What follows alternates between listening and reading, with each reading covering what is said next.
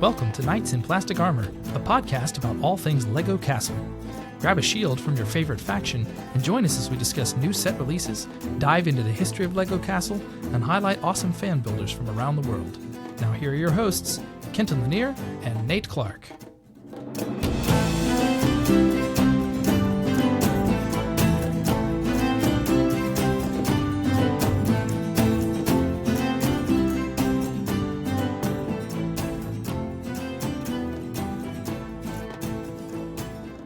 Welcome in, everybody, to another episode of Knights in Plastic Armor, a LEGO Castle podcast. I'm Kenton. I'm also joined today by my co-host, brick designer Nate. How's it going today, Nate? It's going pretty great. Ready to talk to some great guests. Yeah, so today is going to be our second guest interview. We've got another fan builder we're going to be talking to today. So last time around, we talked to Chris Tromans, the mini modular guy from the UK. We had a super great conversation with him. And we're just going to jump right into our conversation today. So welcome into Ben Hauger. His Instagram and Flickr handle is zcerberus. He's done a lot of amazing castle mocks and builds lately and other things too. And we're super excited to get to chat with him today. So how's it going today, Ben? Hey, well, I'm glad to be here. Like I was saying earlier, this is better than trying to get my 12-year-old to do his math homework. So... we'll have some fun today and talk LEGO Castle, I assume, right? Yes. Yeah, we'll definitely be talking LEGO Castle. That's what we love to do here. What could you guess? Yeah, well, how about just starting off? So, Ben, can you just tell us a little bit about yourself and kind of your LEGO journey?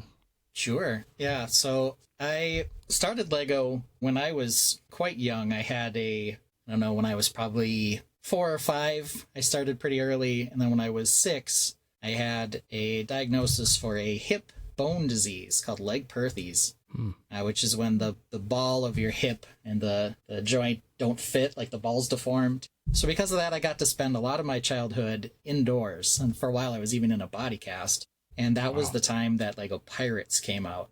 I was absolutely in love with LEGO Pirates. They were definitely my first love. Wanted all the sets. I didn't get all of them, but I got a lot of them. That was every Christmas, every birthday. And then, like a lot of LEGO fans, I had Dark Age when I was in high school and college. And then I came back to it, actually, when I was in law school, which was 2005, 2004. They kind of encourage you for your first year of law school to not have a job and to treat law school like your 9 to 5. And I was very dedicated to doing that. But because of that, I didn't have any other entertainment. I didn't get cable or anything else. So I ventured online sort of in my downtime and discovered Eurobricks. It's an online website that had a thriving pirates community. And that's really what brought me back in. So that was, I suppose, about 18 years ago now, maybe a little more than that. Yeah. That I sort of reignited my love for LEGO. I'm since married, have a couple of kids, and I do LEGO, in whatever spare time I have. Given that down here in the LEGO room, you can see behind me. Yeah, it looks like a great room there. Don't have a sterile background because this is really a creative space. Yeah. So that's sort of how I got back into LEGO. And being on the Eurobricks forum in particular, we had introduced something called the Guilds of Historica, which was like a castle building and role-playing game that was launched probably... I don't remember the year. I think it's been around now for like 15 years or something, or 10 years. Yeah, I know I've seen it, but I haven't really dug in to figure out exactly what it's all about. Yeah, so that kind of pulled me from Pirates back over to Castle. I always liked Castle as a kid, but I was never like a serious castle builder until that started. And I've sort of just done mostly Castle and Space since then. Okay. It'd be fun to get back to Pirates someday, but it's just... not quite as active as it once was, and it's definitely more active in the castle community these days. So what was your first castle set you ever got? Oh, one of the first ones I clearly remember loving was the Black Falcon Fortress. I don't even think that's technically its name. Everyone calls it just the Black Falcon Fortress. So that one was probably my first one. The first one I remember really loving, and I've since repurchased it at Bricks and Minifigs, was the Wolfpack Tower. Nice. I don't know why I love the Wolfpack so much. Obviously, they've kind of got their day in the sun sort of reignited since the CMF figure. Right. Now there's going to be a Bricklink Designer series set on it. But, they only had one wave. They didn't really even have a full castle, and yet they're still a beloved faction for whatever reason. Yeah, for sure. Count me in that. For some reason, I love them. So Wolfpack would be probably your top faction? Yeah, I think Wolfpack's up there. I also like the Knights Kingdom with the green dragon shield quite a bit. And then I have a few, they're hard to get. The Crow Falcon or Crow Raven guys. Really like them as well in terms of their sigil. This guy's obviously half built, but happen to have one Those are such on the a desk great here. different color scheme that they usually don't go with for knights. So Yeah. fortunately now they're hard to come by, but Yep. Yeah. glad we have a couple. You just have to accept that. Lego's sort of been on the very cusp of Castle now, giving us D2C sets, direct-to-consumer sets, Bricklink sets, and then an occasional 3-in-1. That's sort of what we have to go on with Castle. They throw in a CMF minifigure, every other wave, it seems like, if not every wave. So I think they know that it's big, especially with adult collectors, but maybe it's not hitting their core audience enough to continue it. I don't know, but certainly there's still enough stuff out there for us to find. Yes. Maybe one day we'll get a full play theme. Maybe. That'd be great. It's been a couple years, but who knows? Yeah, well, just perusing your Instagram and Flickr, you've had a lot of really neat castle stuff the last few years, really. There's so much stuff on there. I've seen some stuff that you've done recently where you've got some builds with like some hexagon parts where it looks like it's modular and you can kind of shift around. Tell us a little bit about some of those. Yeah, so that was, I don't know where the exact idea came from for that, but when I go to Brick World, one of the things we do at that convention, so Brick World is a large Lego convention in Chicago, and one of the things it's known for, and this could be other conventions too, it's really the only one I attend regularly, is collaborations, where multiple builders will come together to put out a larger display. And so a couple years ago, we were talking about, in our group, the Eurobricks group, of course, since, that's where I started, about trying to do like a story type collaborative where different scenes would be connected in some way.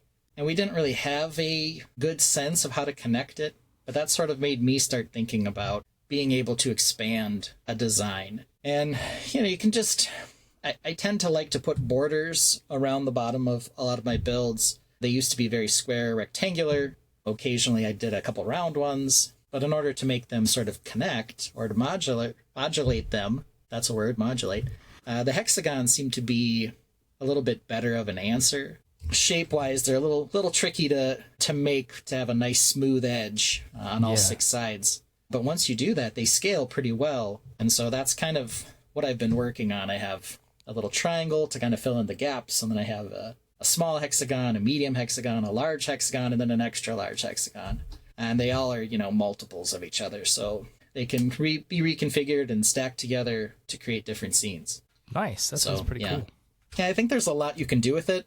Sort of one of the things I'm thinking of is you could have a mock that by itself is one story, but then you add some of these surrounding hexagons and it changes the story. So that's like the kind of thing I want to experiment with next. Nice. It'd be really cool, especially with your Brick World Chicago. If this was a standardized system, I know they've got some for like the road plates and everything. If you got multiple designers like coming together, you could all put your story all together. That's such a cool idea. Right. Yeah. So that's kind of some of the inspiration. I'm taking one of my older designs right now and moving it over to a hexagon to fit in with some of the other ones I've done so that I could expand my layout. I guess I kind of have two hexagon sub-themes going. I have one that's very Lion Knights and then one that's very Wolfpack. So I'm moving one of my recent builds to the Wolfpack. Yeah, I was just seeing that. What is that called? The Rogue's Forge. Yes. Wolfpack is kind of a little more of a rundown kind of building with a tower, several trees around it too. Love the landscaping in that. And then, Lioness Manor. Yes. Like the colors on that one with the dark red roofs, some white, along with the light bluish gray for the main part of the build. Yeah, so that one in particular, like the main inspiration for the Lioness Manor, and a lot of people ask, how do you come up with an idea for a design? And sometimes I have an idea of a shape, sometimes I have an idea of a function. For the Lioness Manor, I just wanted to use white. Like that was my whole driving force, is I want to build a white castle. And that was what I came up with, just off that idea. So I guess part of it was I'd seen a lot of people do it, where they used some of their grayed or yellowed out white stuff to sort of mix in the color and texture. And I found that really appealing. And I have a decent amount of yellowed white, so I went with it, and I had a lot of fun with that one. You can't just throw them away. So that's a great use for them. Yeah. Oh, yeah. I even keep my my broken, brittle brown plates. I have a whole container of them down here that I'll find a use for someday. That's commitment. So, yeah. Even I don't do that. I have a small bag that I'm like, well, maybe eventually I'll, see if I can get Lego to replace them or something. I just haven't fooled around with it yet. Yeah, I mean, I think they will. Yeah. Typically, they've been known to have very good customer service, but I'll find something to do with the broken ones. Yeah. I'm like, do I really care to send back, 4 2x8 plates? I'll find something else to do with them. Yeah.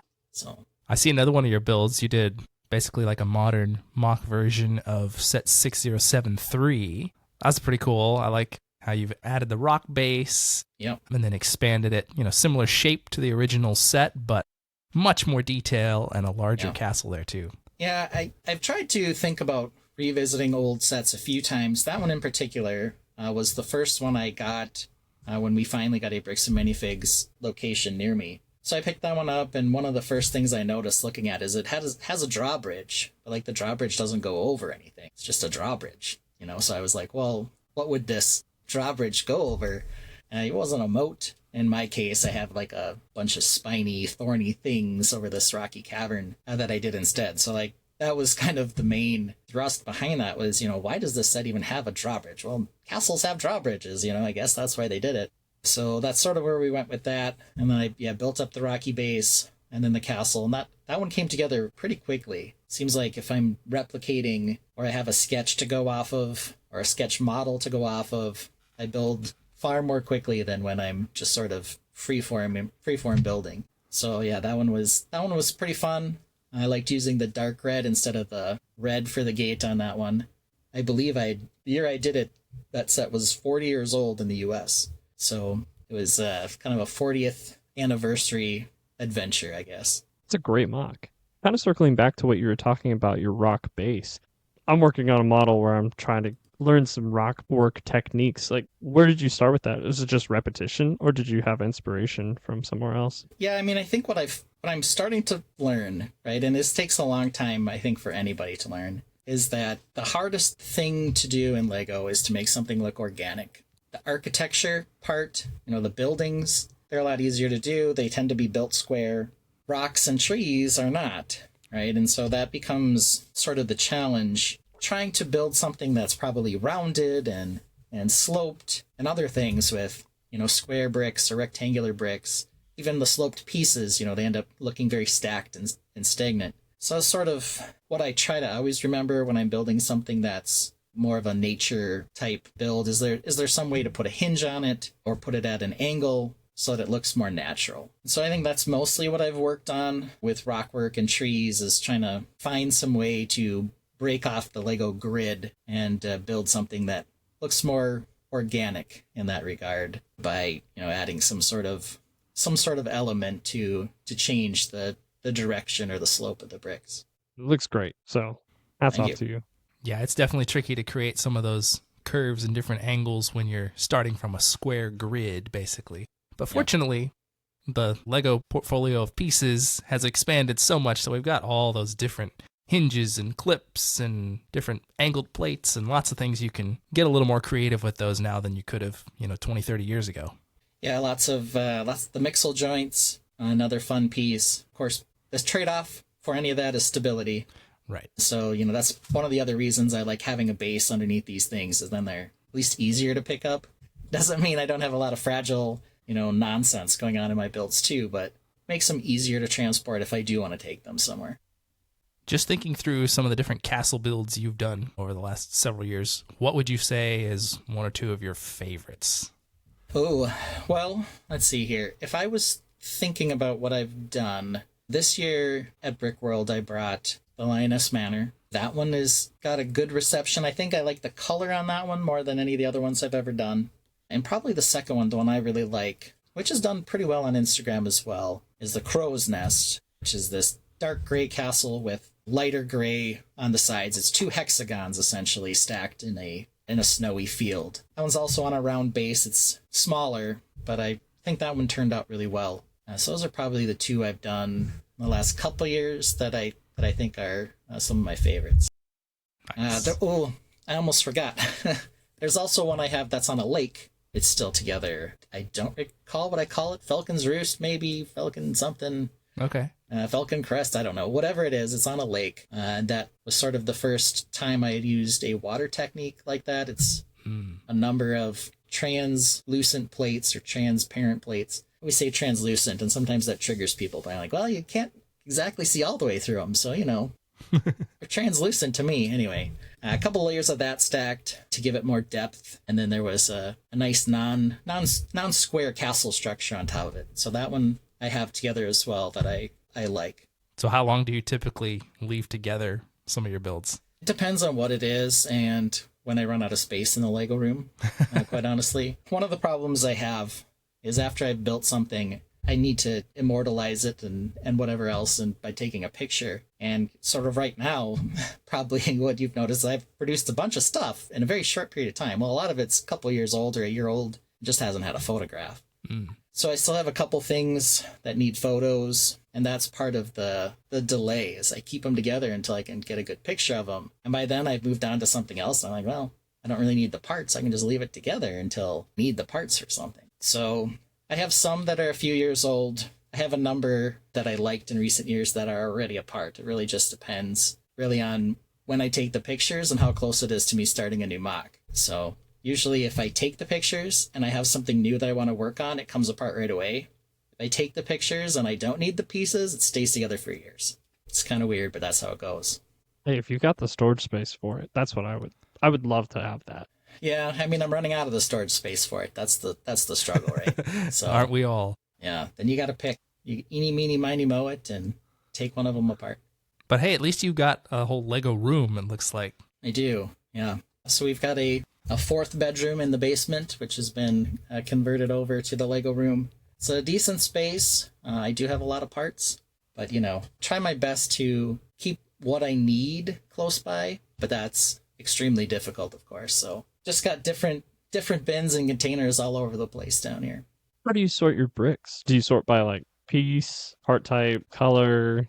Both, kind of a hybrid. So you can see behind me I have a lot of commonly used parts. They're sorted by element type, essentially. Lots of snot bricks, mostly. But then there's also some Technic beams and Technic pieces. And then I do color for stuff that I don't use very often, but I use heavily for like landscape. So I might have a lot of olive green, and that's all in one bin. So I'm using that as, the color scheme. But it's mostly by function and color when it's something I use a lot of. I do have, for example, I'll sort my light bluish gray. I have them sorted into single wide plates, double wide plates, bricks, bigger plates. So 4 different bins for those, and then kind of the other stuff depending on what it is. I mean, if it's a snot brick, it might be in the snot brick bin. But if it's just a weird clip or plate, it's probably in its own bin of mismatch gray stuff. So sort of depends. I kind of do both, really focusing on keeping what I use nearby.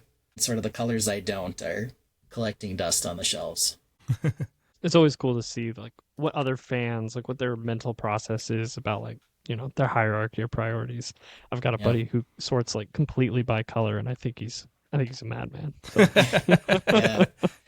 Yeah, it would be hard to do it only by color. I usually have to do it by color and type unless it's, a color I never use. Like red, I don't use red that often.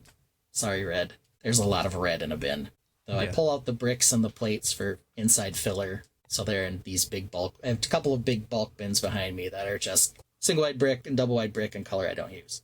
So use that for the insides, for all the rainbow builds on the inside of stuff. Yeah, do you typically build out any sort of interior on your castle stuff, or is it mostly just the shell? I don't typically do interiors. Usually when I go for a lot of texture or lighting, then the interior ends up looking like a mess of wires and nonsense. I have done some castle interiors that are standalone, so I try that too, but I typically don't do them together. Mm-hmm. I know, if you're doing it as Lego would, you typically do dollhouse style, so it's open in the back. Pretty much everything I've built is closed in the back, so it's not really anything to see, so usually it's exterior. Do you light up your builds pretty often, or is that just occasionally, or? Yeah, I'm starting to do it more often. So back to Brickworld, one of the things that Brickworld does in Chicago in particular, and other conventions may do this too, they have on Saturday night, we do something called World of Lights, where any mock that has any sort of lighting in it is lit up and they turn the lights off. This is when the public's out of the hall, like 10 at night. And so because of that, I try to do more lighting. So I've done both, some for Castle and then some for Space Creations as well. They have very different, lighting requirements. The Castle ones are very sparse, whereas the Space ones have, big spotlights and all kinds of craziness to them. Yeah. Kind of accents versus being like really in your face on some of the other ones. So how many years have you been taking stuff to Brickworld? I started going to Brickworld in 2012. That year, I was invited because Eurobricks was doing a pirate collaboration, and they knew I had a whole backlog of pirate stuff that I'd never shown before. So I went and I participated there. I also had a table, so you can request space. And one of the cool things about Brickworld Chicago is, they don't like curate mocks or anything. You just, if you request table space and it's available, you can come display whatever. So I had requested one table for Castle and then brought the pirate stuff. I definitely could have used 2 tables, maybe more, because I was, just had no idea how to really set them up or display them. So that first year in Chicago, I was, on one side of me was Nanan Zhang, and on the other side was Dave Coletta from Lego Masters. So those are the 2 people who I was wedged between, and I felt, very insecure about what I brought. But, you shouldn't. And that's just kind of the first instinct is to be in awe of what other people build. But people like what you build too. You just need to kind of get over that part of it. After 2012, though, I missed the next couple years because my son was born, the one who no longer likes to do math. And he was actually born on the first day of Brickworld in 2013. So, Brickworld, birth of your child, you have to pick. So, yeah, we went with birth of the child for that year at least. I missed a couple years and I went back in 2015, and I've gone every year since that Brickworld has occurred. Of course, we had the pandemic in there, so there were 2 years where the Chicago show didn't happen. So I think in total, I've been to 10 Brickworlds, I want to say. Okay. With this year, being my 10th year, I think. And I think I saw maybe on your Instagram, did you win some prizes or awards this year? Yeah. So I guess over time, when you get sort of more confident and sort of know what to bring, Brickworld has a number of awards. They do both competitions where you can win by, winning the competition. They also have judging awards where judges pick awards for, things that really inspire them or things that didn't win other awards. And then they have sort of a curated, voted on set as well. So there are a number of categories, and I couldn't even tell you how many there are, maybe 20, 25, I don't know. Or they nominate 5 builds from the entire show in each of those categories. And if you get nominated, you get a little 1x1 red brick trophy. It's like a supersized red brick. And if you win, you get a 1x2 trophy. So everyone gets excited when they get those. So this year we were nominated we did a small group collaboration.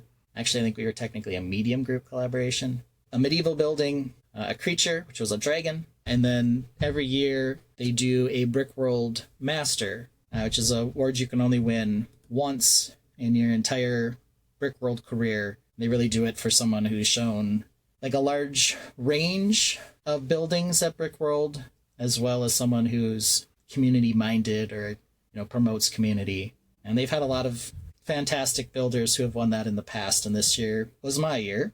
Nice. So I won it this year. I've been nominated before and not won, so I've felt the sting of defeat a few times in that. But there's still lots of great builders at Brickworld who haven't won or haven't even been nominated. So it's really an honor to win, but it's also one of those things where I'm like, Nanan hasn't won. Cecilia hasn't won. There's just all these people who you feel inadequate next to, and you win before them. And so I don't know, it's kind of a weird feeling, but it was nice to get the recognition. Yeah, that's really cool. Congrats. Yeah, so you get a 2x4 brick trophy for that one, so it's extra big.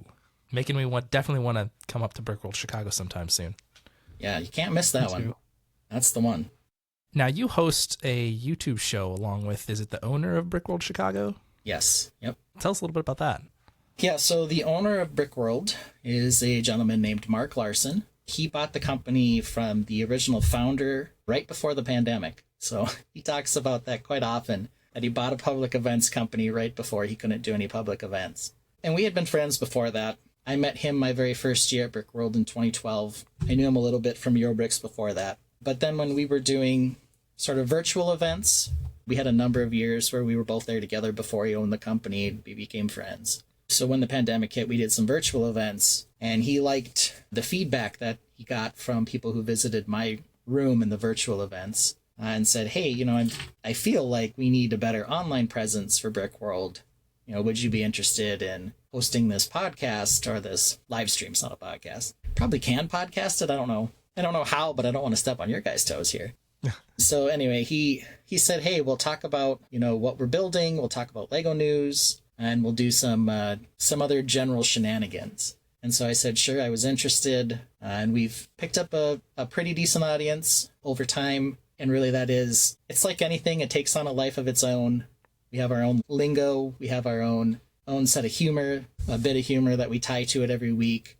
Got inside jokes with our members, all that stuff. It goes live every Sunday at 7 p.m. On YouTube and on Twitch. I don't know how many viewers we actually have on Twitch. Most of them come from YouTube, but we do that. And we always start with talking about how our weeks went. Then we show what we're building, which is always, for me, almost always seems to be a castle. I don't know why. But sometimes it's not, but usually it is. And then we talk about any Lego news that's out there. This week, for example, we'll be talking about August 1st releases. Talk about something funny or silly as well. We really like making fun of Lego lifestyle shots. It's one of our favorite activities on the podcast. So if you want to laugh, come to our third hour. We get pretty goofy usually. It's not uncommon for the stream to go 3 hours and 10 minutes to 4 hours, kind of depends. Wow. 3 hours is what we shoot for, but we always seem to go longer. Sounds like a good time. Oh, yeah. We enjoy it, at least. Yeah, I don't have any other official capacity at Brickworld other than attendee and live stream co-host. But I told Mark that I was coming on, and I said, hey, I'm going to wear my Brickworld shirt for sure. Feel like I'm, at the very least, a brand ambassador. There you go. Got to rep the brand. Right? Yeah. Yep. Speaking of shows, are you going to be attending any others this year?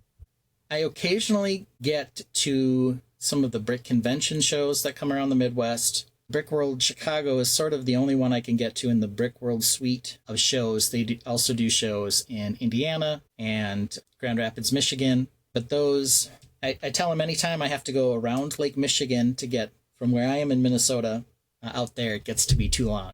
I haven't really been invited or checked out some of the ones to the west of me, but there are definitely other shows. I know Sioux Falls does a show, Sioux Falls, South Dakota. They also have some shows in Nebraska. So there are a few I would like to get to that I haven't. I guess for me, I tend to want to bring enough stuff to display. So it really has to be within driving distance. And after you get past 6 hours, it's, gets to be a struggle.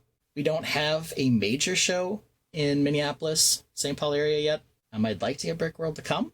Even though I've got his ear, I still haven't gotten anywhere with that yet. So I'll keep working on it. Maybe eventually. Yeah. We did do a show. My very first non-Brickworld Chicago show was in Kansas City. Did that for 1 year. And then, the pandemic hit, so we couldn't go back. I kind of had to call back some of the shows that were outside the core region. But I would like to get back there. That's kind of right at the 6 hour mark for me, too. So that show I could make it to.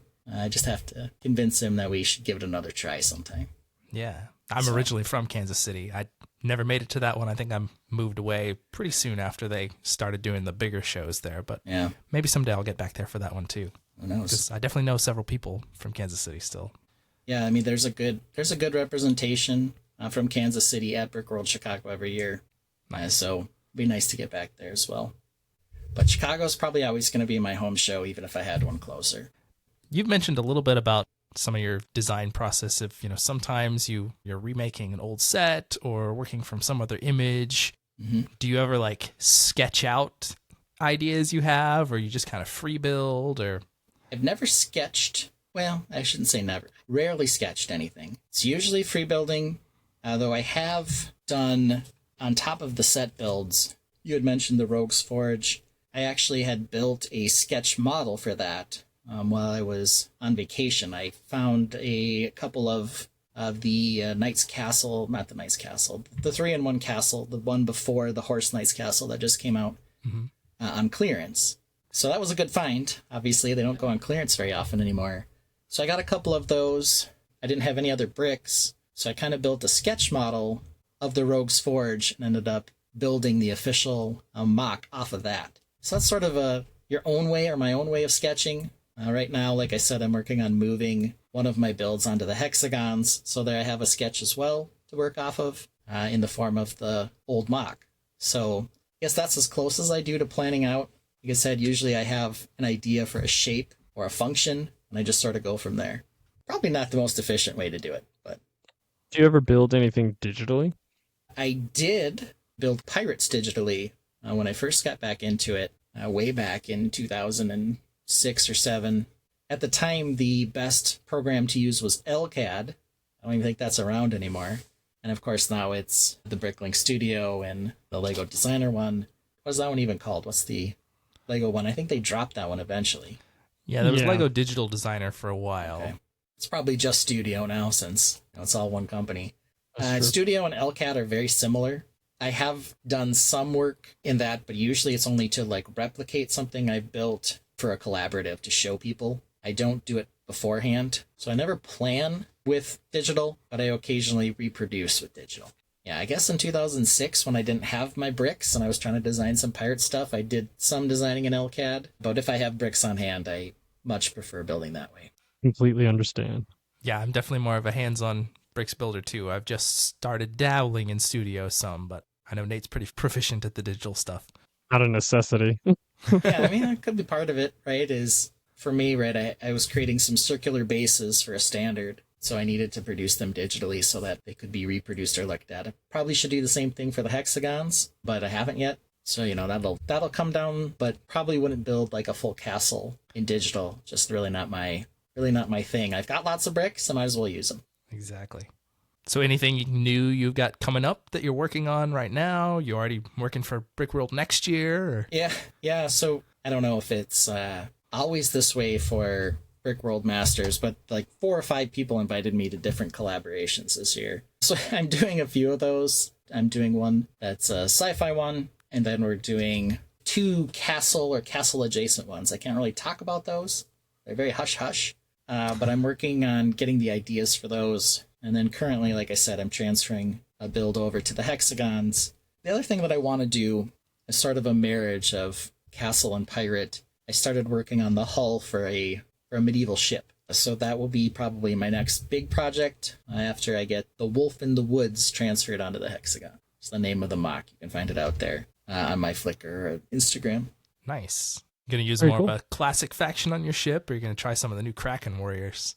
Yeah, so it's kind of interesting. I do have a gumball machine or the vending machine. I'm not even sure what they called it.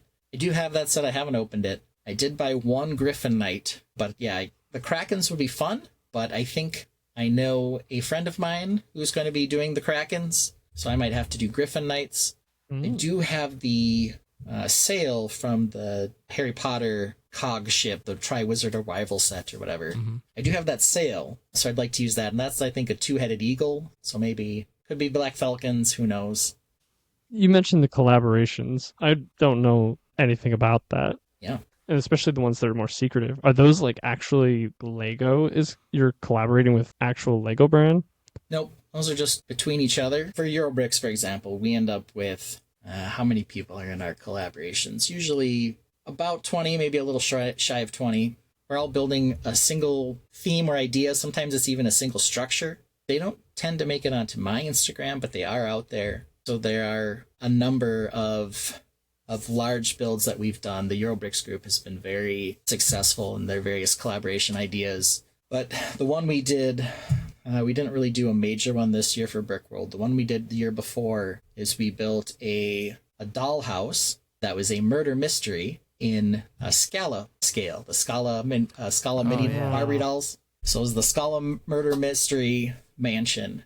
It was very different in terms of the scale we had to build with that. We had the Scala dolls. I'm not even sure where mine is, but I had a guy with a terrible looking multicolored sweater who had passed out. I think he fainted on a fainting couch in the study. So we all had rooms, and then we had a standard that we had to use to build it. So I had a digital file that I received from someone else that kind of laid out the general design of the room, kind of the box shape you needed to do to get the build going. So those are tricky when everything has to fit into one structure and people are coming from all over the place. You kind of have to trust who you're building with.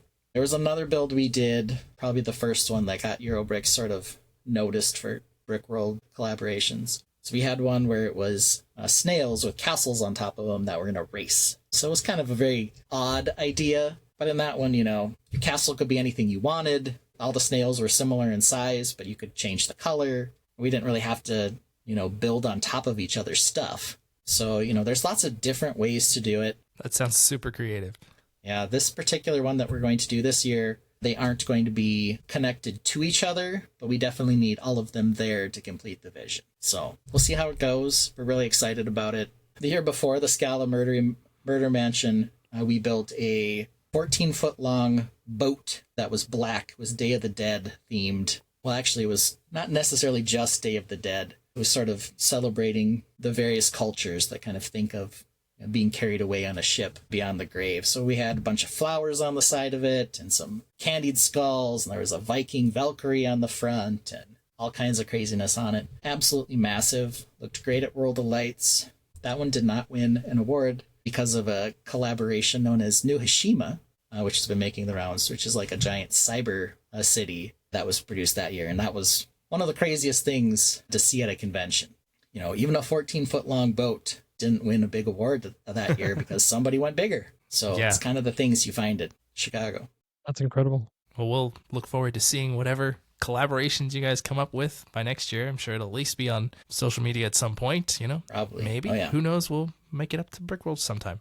Well, it's been really cool chatting with you, kind of hearing about some of your builds, different stuff you've displayed at Brickworld. I certainly enjoyed seeing all your stuff on Instagram and Flickr, and I know you'll just keep putting stuff out, so we'll look forward to seeing more of that. Sure. Thanks for having me. Well, thanks again to Ben Hauger, and you can follow him on Instagram and Flickr at zcerberus. So check out his castle builds there. He's got some really cool space stuff too. You can follow our show at Knights in Plastic Armor. We're on Instagram, Facebook, and YouTube. You can also follow the podcast feed on Spotify or Apple Podcasts or YouTube. So feel free to leave us a comment or leave a review on any of those platforms. Our next episode, we'll be talking about more news and reviews and potential new releases. Who knows? Maybe we'll have some more Lego Castle coming out here in the next few months. So be sure to stay tuned to our social media for that, and we'll look forward to joining you all again next time.